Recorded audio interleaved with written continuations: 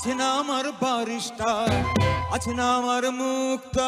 চলচ্চিত্রের প্লেব্যাক থেকে শুরু করে আধুনিক বাংলা গান কিংবা দেশাত্মবোধক গান সবখানেই একজন আব্দুল হাদী রেখেছেন নিজস্বতার ছাপ। তার কণ্ঠে গাওয়া অসংখ্য গান আজও সমানভাবে স্পর্শ করে নানা প্রজন্মের শ্রোতাদের।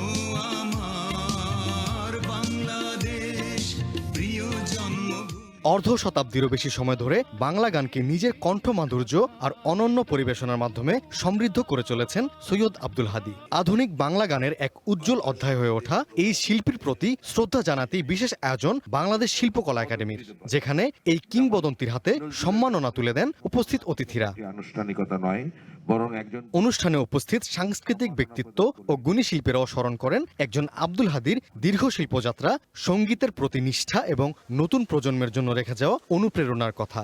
আমরা হাদী ভাইয়ের গান শুনতে শুনতেই বড় হয়েছি, সেটা আমাদের সকলেরই কিন্তু খুবই আনন্দ দিয়েছে এবং আমরা খুবই অনুপ্রাণিত হয়েছি। কিছু মানুষ গানকে আসলে এমন জায়গায় নিয়ে যান তার গাওয়ার মাধ্যমে, তার গায়কের মাধ্যমে, তার কণ্ঠের মাধ্যমে। আমাদের সামনে যে মানুষটা বসে আছেন সৈয়দ আব্দুল হাদী আমাদের হাতে গোনা সেরকম কিছু মানুষদের একজন এবং সবচেয়ে উপরের দিকে থাকা একজন মানুষ। হাদী ভাইয়ের কণ্ঠে গান আমরা শুনেছি, আরো শুনবো, আজকে হয়তো আমরা শুনবো। আমি উত্তরোত্তর তার জীবনে আরো সুন্দর হয়ে উঠুক, আরো অনেকদিন তিনি আমাদের মধ্যে থাকুক।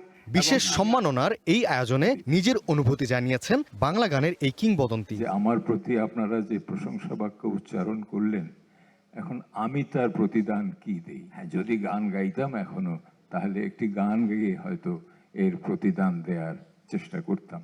আমি আপনাদের সবাইকে আমার অন্তরের অকৃত্রিম ভালোবাসাই উপহার হিসাবে দিলাম। আপনারা গ্রহণ করে আমাকে কৃতার্থ করুন। আপনারা যারা মঞ্চে আমাকে ভালোবাসা জানাতে উপস্থিত হয়েছেন, তাদের সবার কাছে আমি কৃতজ্ঞ।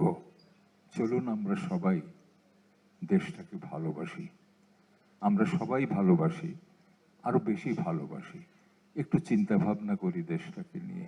আয়োজনে শিল্পীর সম্মানে মঞ্চে নতুন প্রজন্মের শিল্পীরা পরিবেশন করেন আব্দুল হাদীর গাওয়া কালজয়ী গানগুলো। Mamun Wajid, one entertainment.